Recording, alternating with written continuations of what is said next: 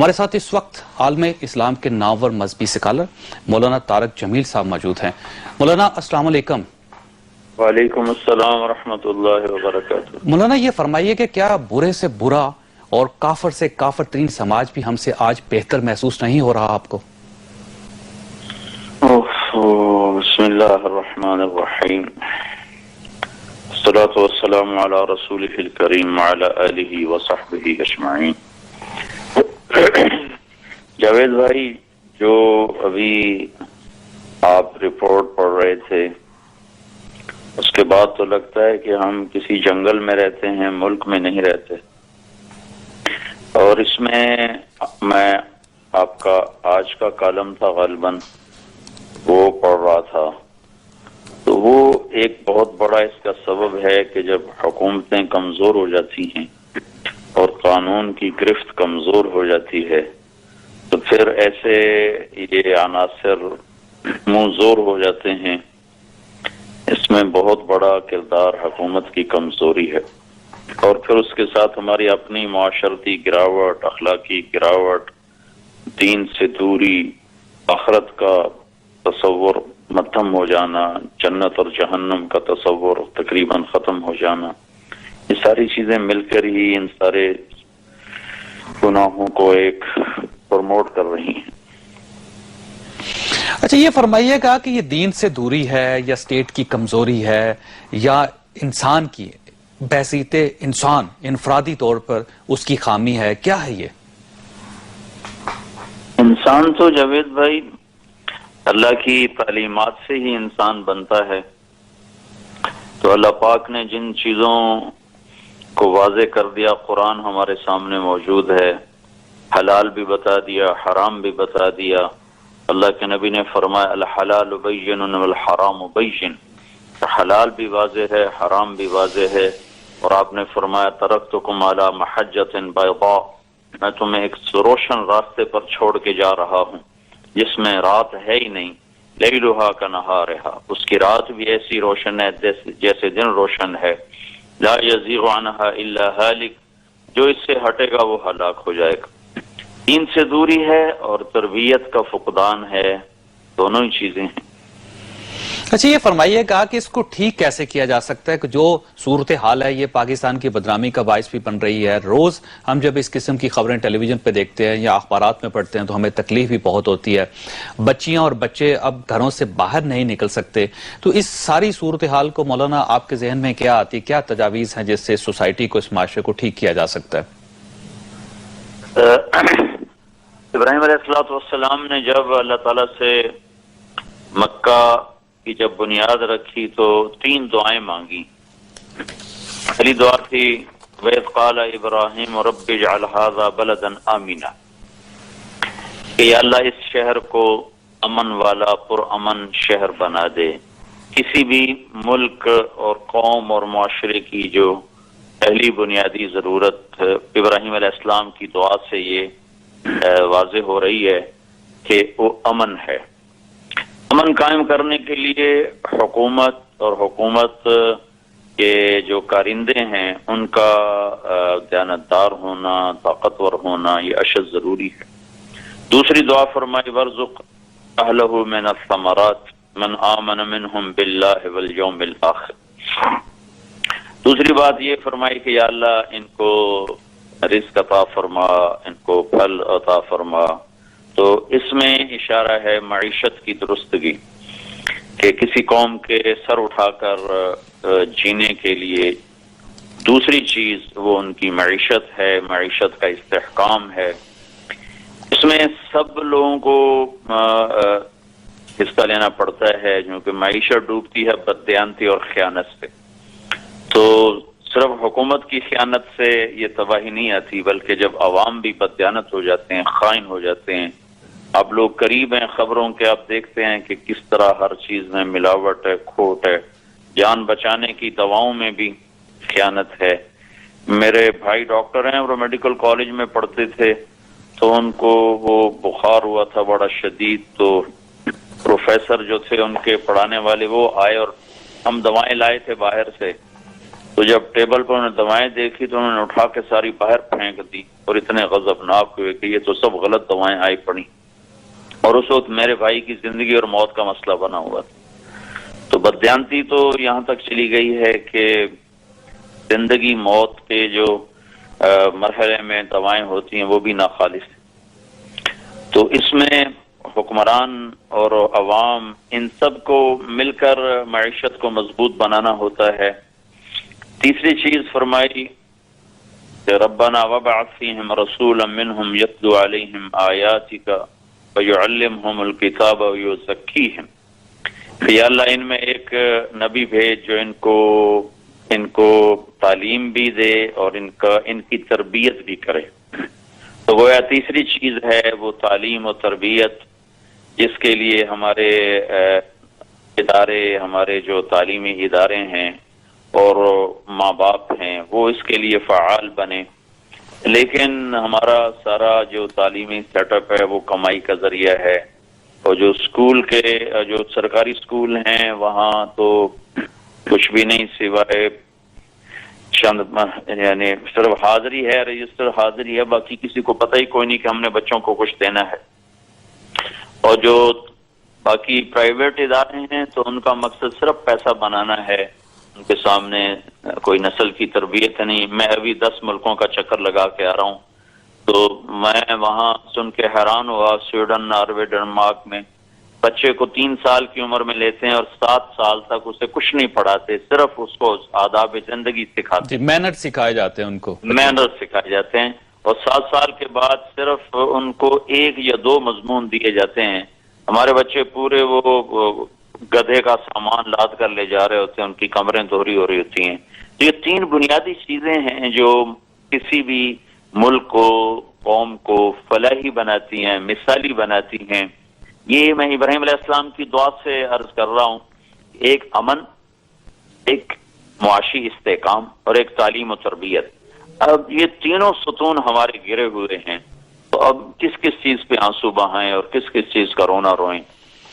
لیکن مولانا یہ جو صورتحال ہے، درندگی کی صورتحال چھوٹی چھوٹی بچیوں کے ساتھ، اس سے تو معاشرہ ہمارا تباہ ہو چکا ہے۔ آپ اندازہ لگائیے کہ جنگلوں میں بھی ایسا نہیں ہوتا۔ جس قسم کی خبریں باہر آتی ہیں، روز ہم سنتے ہیں، روز ہم دیکھتے ہیں، خون کے آنسو نکلتے ہیں ہماری آنکھوں سے۔ اس کو ہم صرف تربیت کے کھاتے میں نہیں ڈال سکتے کہ تربیت کی کمی کی وجہ سے ایسا ہوا ہے۔ یہ ایک میڈنس بھی ہے، بیماری بھی ہے ساری وہاں معاشرے میں، اور اس کے ساتھ ساتھ ان چیزوں کا کو قانون نہیں کوئی جو ان چیزوں کو روک سکتا ہو۔ اگر آپ اس قسم کے کسی درندے شخص کو آپ گرفتار کر کے اس کا ٹرائل کریں، ٹرائل کرنے کے بعد اس کو عبرت کا نشانہ بنائیں، تو شاید یہ اس قسم کے واقعات رک جائیں۔ اسٹیٹ بھی کسی جگہ نظر نہیں آ رہی مولانا۔ یہ تو میں نے آپ سے پہلے ہی عرض کیا تھا کہ اس کا جواب تو آج آپ کے کالم میں تھا کہ نہ قانون ہے، نہ حکومت کا روب ہے، نہ حکومت کا روب بھی نہ ہو، اور قانون بھی ایسا ہو کہ مجرم کی پشت پناہی کرتا ہو، اور مظلوم کو اپنی جائیدادیں بیچنی پڑتی ہوں، تو پھر مجرم تو خود بخوش وہ زوراور ہو جاتے ہیں، طاقتور ہو جاتے ہیں۔ مولانا یہاں پہ میں نے ایک بریک لینی ہے، بریک کے بعد اس سلسلے کو آگے لے کے چلتے ہیں، کیونکہ جب بھی اس قسم کے واقعات ہوتے ہیں مولانا تو ہم سیاستدانوں کو بلوا لیتے ہیں، یا جو سماجیات کے ماہر ہیں ان کو بلوا لیتے ہیں، ان سے پوچھتے ہیں۔ آج تک آپ جیسے عظیم شخص کی رائے سامنے نہیں آئی۔ میں چاہتا ہوں کہ آپ قوم کو گائیڈ کریں، تھوڑا سا ان کو بتائیں کہ اپنی بچوں کو اور اپنی بچیوں کی کس طرح حفاظت کریں، اور تربیت کا کیا معیار ہونا چاہیے پاکستان میں تاکہ اس قسم کے واقعات روکے جا سکے۔ چھوٹی سی بریک، بریک کے بعد واپس آتے ہیں۔ پروگرام میں دوبارہ خوش آمدید خواصات۔ اس میں کوئی شک نہیں کہ تربیت کی کمی ہے جس کی وجہ سے اس قسم کے خوفناک واقعات پاکستان میں ظہور پذیر ہو رہے ہیں۔ 5 سال کی بچیوں کے ساتھ جس قسم کا سلوک کیا جاتا ہے، جس طرح درندگی کا مظاہرہ کیا جاتا ہے، اس طرح تو آج سے 4-5 ہزار سال پہلے بھی تاریخ میں اس قسم کے واقعات نہیں ہوتے تھے۔ یہاں پہ تربیت کی کمی، اب سوال یہ ہے کہ اس تربیت کی کمی کو دور کون کرے گا؟ ٹیلی ویژن کیونکہ بہت بڑا میڈیا ہے، اور اس میڈیم کے ذریعے ہم بہت کچھ چیزیں سیکھتے ہیں۔ مولانا طارق جمیل صاحب سے آج درخواست کرنے کا مقصد یہ تھا کہ مولانا اس قوم کی تربیت کر سکے۔ مولانا ہم سب اپنے بچوں کی کس طرح تربیت کر سکتے ہیں کہ ایسے جو جرائم ہیں ان کا تدارک کیا جا سکے؟ جاوید بھائی، سورہ لقمان میں اللہ تعالیٰ نے لقمان علیہ السلام کی نصیحت بیان فرمائی ہے اور لقمان علیہ السلام کے نام پر سورت بھی اتری ہے. تو پہلے معلم اور پہلے تربیت کرنے والے ماں باپ ہوتے ہیں. تو لقمان علیہ السلام نے اپنے بچے کو چند نصیحتیں فرمائیں. یہ ہماری بیس ہیں. یہ بیس ماں باپ بھی بنائیں، یہ بیس اسکول بھی بنائیں، یہ بیس فلاحی تعلیمی ادارے بھی بنائیں. اس پر پھر جو بھی عمارت کھڑی ہو، سیاست کی ہو، ڈاکٹری کی ہو، انجینئرنگ کی ہو، وہ پائیدار بھی ہوگی اور آگے نفع بخش بھی ہوگی. وہ ہے وَإِذْ قَالَ لُقْمَانُ لِابْنِهِ وَهُوَ يَعِظُهُ يَا بُنَيَّ لَا تُشْرِكْ بِاللَّهِ. لقمان علیہ السلام نے فرمایا بیٹا شرک نہ کرنا. گویا سب سے پہلا تعارف ہے اللہ کا کہ ہم اپنے بچوں کو اللہ کی عظمت ہیبت اس حد تک ان کے دلوں میں اترے کہ وہ جانے کہ اللہ ایک ہستی ہے جس کے سامنے ہم نے کھڑے ہونا ہے. دوسرا ہے وَوَصَّيْنَا الْإِنسَانَ بِوَالِدَيْهِ. یہ اس کے اگر میں پوری آیت نہیں پڑھتا چونکہ آپ کا ٹائم تھوڑا ہوتا ہے.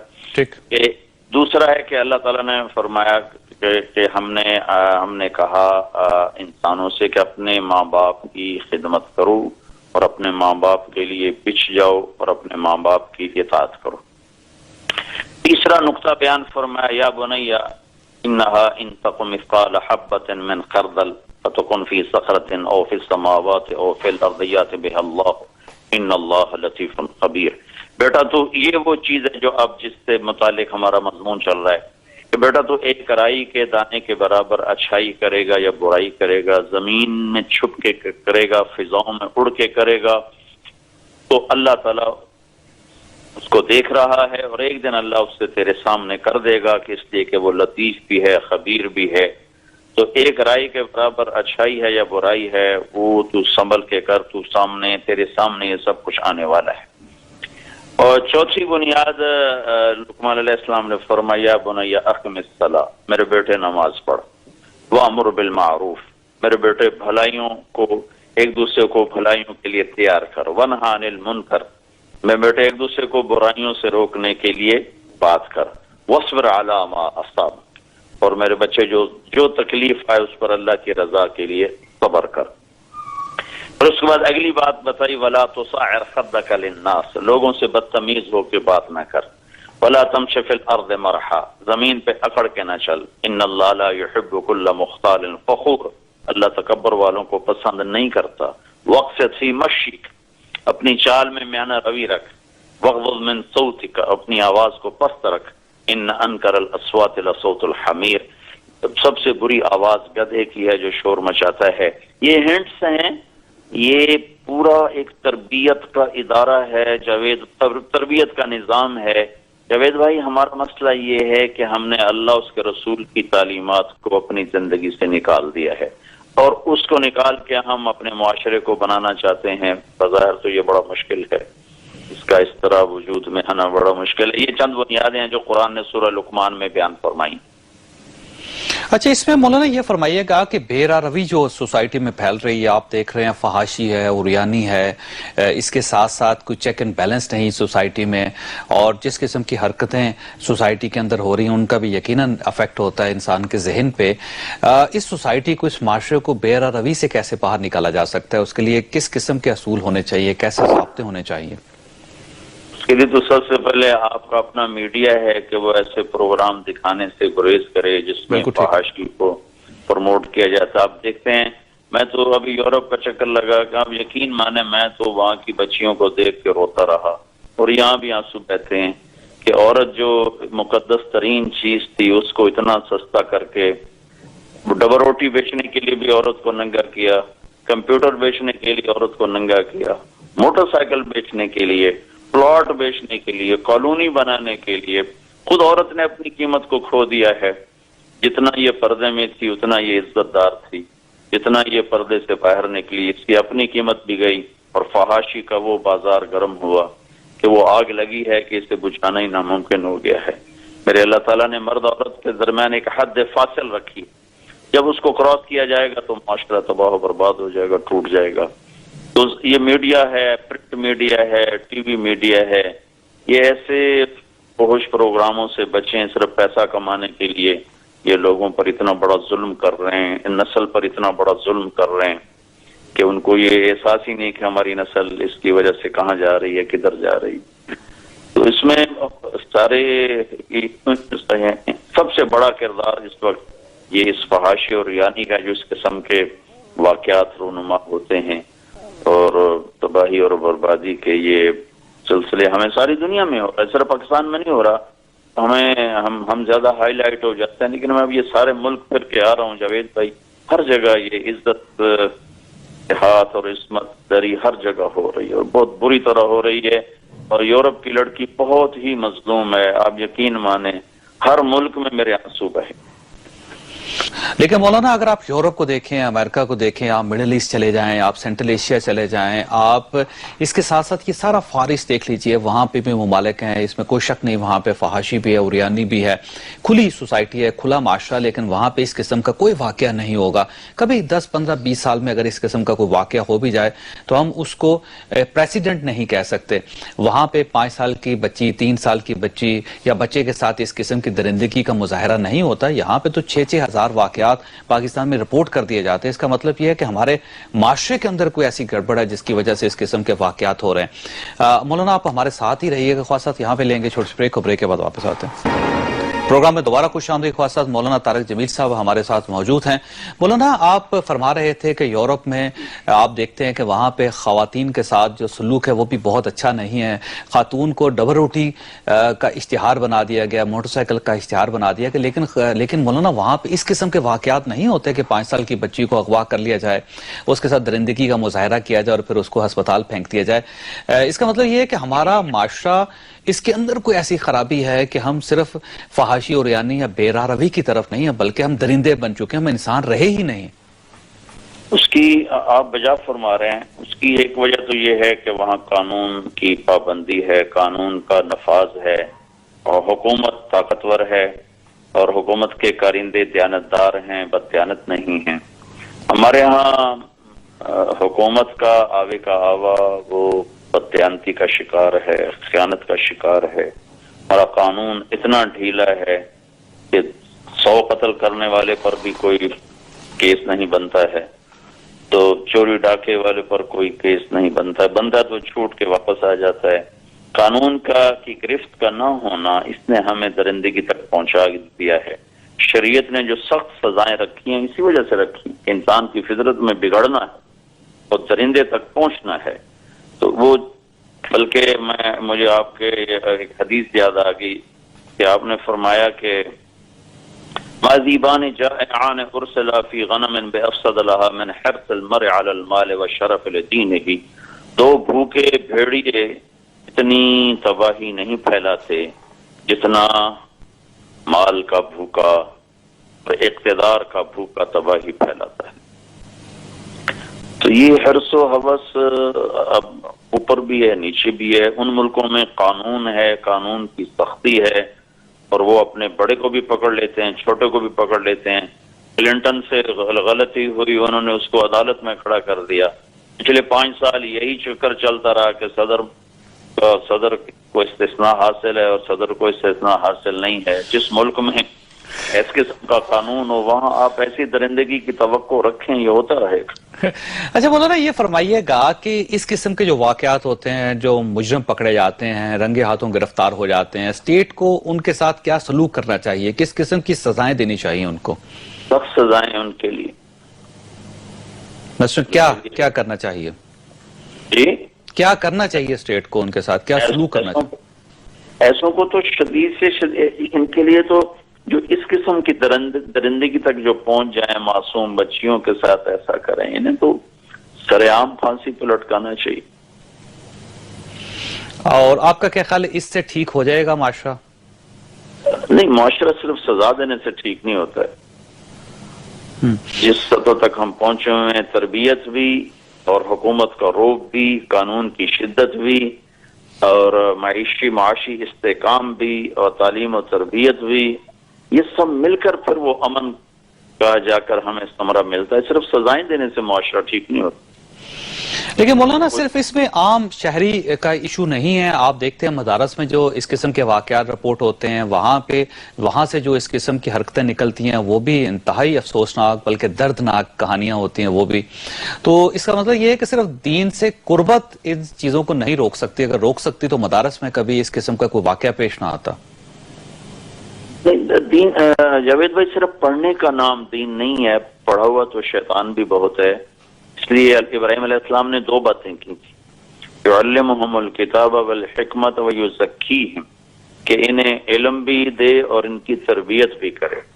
جان لینا کافی نہیں ہوتا ہے، وہ اس کے ساتھ تربیتی مراحل سے اگر کوئی نہیں گزرتا تو علم اس کو کوئی خاص نفع نہیں پہنچاتا ہے. جان لینا یہ ایک حد تک نفع پہنچاتا ہے، لیکن انسان تربیت سے بنتا.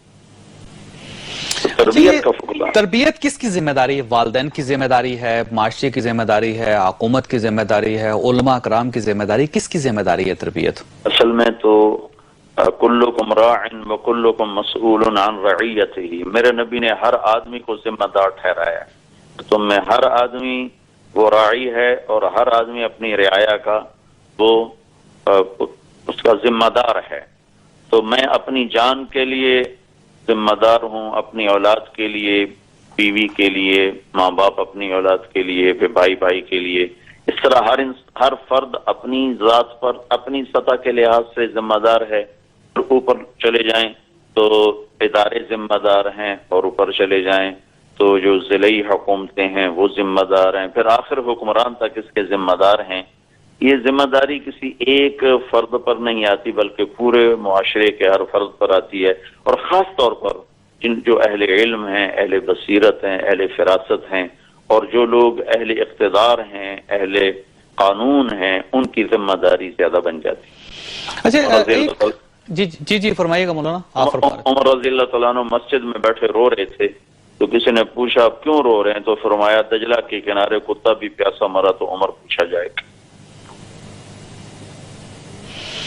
اچھا مولانا، یہ آپ کو یاد ہوگا کہ آج سے 10 15 20 سال پہلے جو سوسائٹی تھی وہ کمپیریٹیولی بہت بہتر تھی، اور اگر ایک محلے میں چند بزرگ ہوتے تھے تو وہ بزرگ اس پورے محلے کو اپنی ذمہ داری سمجھتے تھے. ہمارے سامنے کے واقعات ہیں کہ ہمارے والدین دوسروں کے بچوں کو اپنے بچہ سمجھتے تھے، ہمیں بتاتے تھے کہ یہ تمہاری بہن ہے، یہ تمہارا بھائی ہے، خواہ اس بھائی یا اس بہن کا تعلق کسی دوسرے محلے سے ہی کیوں نہ ہو. ہم ان کے والدین کو نہیں جانتے تھے، لیکن جب وہ ہمارے ساتھ کھیلنے کے لیے آتے تھے تو ہمارے والدین یہ بتاتے تھے کہ یہ تمہاری بہن ہے اور تمہارا بھائی ہے. اب وہ تربیت ختم ہو چکی ہے، اب بتایا نہیں جاتا بزرگوں کی طرف سے اپنے بچوں کو، تاکہ ایک رشتہ جو کریٹ کیا جائے، تاکہ تعلق پیدا کیا جائے، وہ تعلق اب قائم نہیں ہوتا بچوں کے درمیان. شاید یہ بھی ایک وجہ ہو کہ والدین نے اپنی ذمہ داری چھوڑ دی. بہت بڑی وجہ ہے. 3 سال کا بچہ اسکول بھیج دیتے ہیں، خود فری ہو جاتے ہیں، اور مرد کاروبار میں اتنے کھپ گئے ہیں، جابز میں اتنے کھپ گئے ہیں کہ جب وہ تھکے ہوئے واپس آتے ہیں تو ان کے پاس ٹائم ہی نہیں ہوتا ہے. ٹائم ہوتا ہے تو تھکے ہوئے اتنے ہوتے ہیں کہ وہ بچوں کو فریش ہو کر ساتھ بیٹھ نہیں سکتے. بیٹھنے کا وقت آتا ہے کوئی ڈرامہ چل جاتا ہے، یا کوئی وہ اپنے کوئی ٹاک شو چل رہے ہوتے ہیں ہمارے. ہاں جی، آپ کو ٹاک شو چل رہے ہوتے ہیں، یا فیس بک پہ بیٹھ جاتے ہیں. تو ماں باپ میں اور بچوں میں کانفرنس نہیں رہی، بیٹھنا نہیں رہا. ایک گھر میں رہ کر بھی نہ ان کے پاس سمجھانے کا وقت ہے، نہ ان کے پاس سمجھنے کا وقت ہے. تو یہ بہت بڑا ہوا ہے. مجھے یاد ہے ہمارے نانا مرحوم میں اور میرے بھائی، ہم دونوں کو اپنے پاس بٹھا لیتے تھے اور ہمیں نبیوں کے قصے سناتے تھے. تو ہمیں کچھ لفظ سمجھ میں نہیں آتا تھا، لیکن مجھے بھائی اتنا یاد ہے کہ وہ قصہ سنا رہے ہوتے تھے اور رو رہے ہوتے تھے، تو اس کا تاثر دل دماغ پہ پڑ رہا ہوتا تھا. تو اس کا بہت بڑا فقدان ہوا ہے کہ ماں باپ نے اولاد کے ساتھ بیٹھنا اور ان کے ساتھ بات کرنا اور ان کو اچھے انداز میں سمجھانا. بعض اوقات ماں باپ بھی سمجھاتے ہوئے اتنے طنز پہ آ جاتے ہیں کہ اولادیں الٹا باغی ہو جاتی.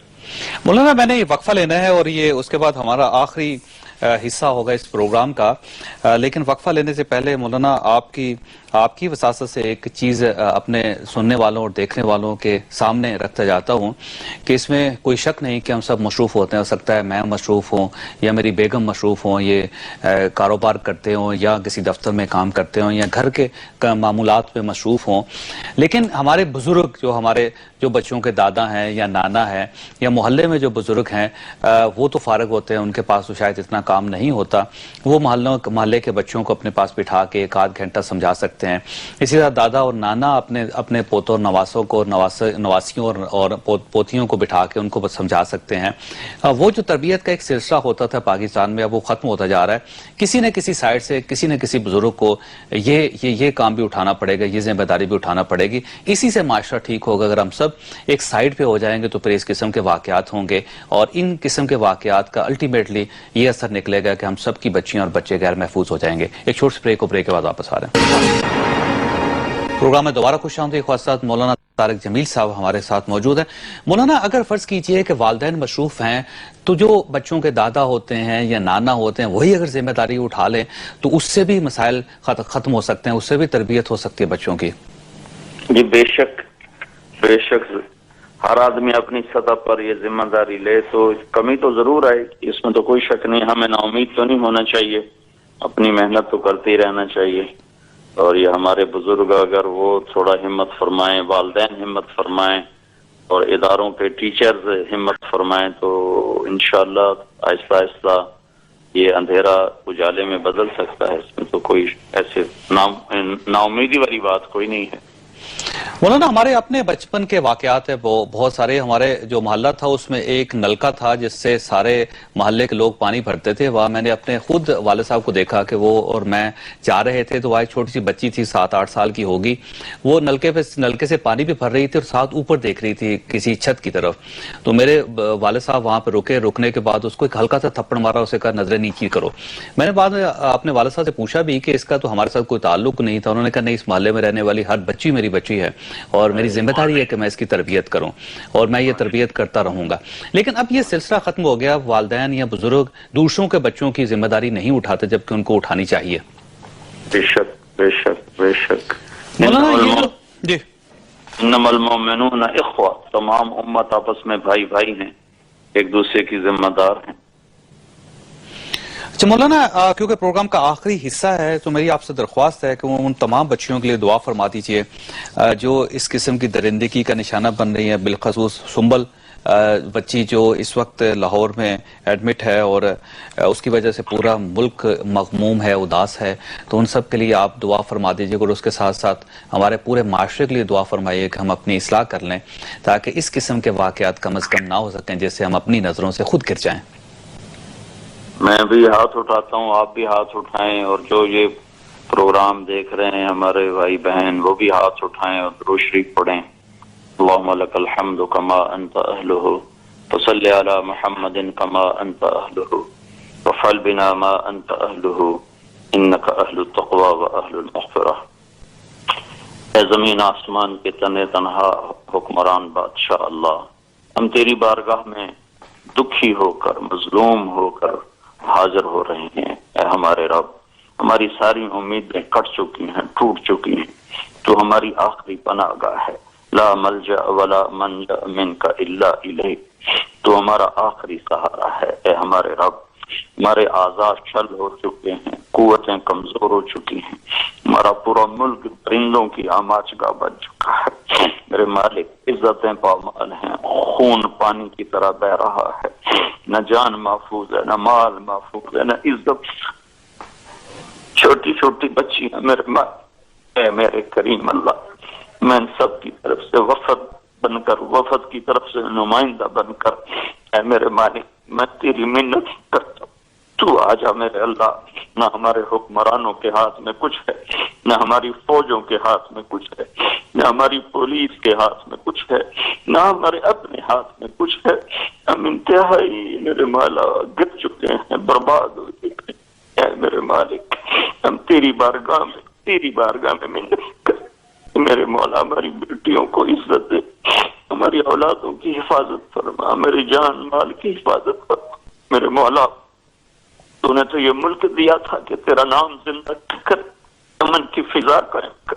اے میرے مولا، ہم نے اپنے ہاتھوں سے اپنے چمن کو آگ لگا، اپنے ہاتھوں سے اپنی بنیادوں کو اکھاڑ کے پھینک دیا۔ اے میرے مالک، ہم تیری منت کرتے ہیں، حکمرانوں سے گلہ نہیں ہے، فوجوں پولیس سے گلہ نہیں ہے، تیری بارگاہ میں ہم اپنا دکھڑا بیان کرتے ہیں۔ تو آجا میرے اللہ، اس ملک کے حالات کو ٹھیک کر، ہمیں ہماری بچیوں کے اور اس ہماری بیٹی سنبل جو پوری قوم کی ایسی پتہ نہیں کتنی بیٹ روزانہ لباؤ۔ اے میرے رب، ہمارے تو الفاظ ہی ختم ہو گئے، نو ہی رہ گئے۔ تو آجا، تو مہربانی کر دے، تو مہربانی کر دے، مہربانی کر دے میرے مالک۔ مظلوم کی آنکھ پر تو تیرا عرش ہلیا تھا، کتنے مظلوم اس دیش میں آئے پر سسکیاں پر رہے۔ ربنا ظلمنا انفسنا وإن لم تغفر لنا وترحمنا لنكونن من الخاسرين ربنا آتنا في الدنيا حسنة وفي الآخرة حسنة وقنا عذاب النار وصلى الله تعالى على النبي الكريم آمين برحمتك يا أرحم الراحمين۔ مولانا آپ کا بہت بہت شکریہ۔ خواہ صاحب، آپ نے مولانا طارق جمیل صاحب کی گفتگو سنی۔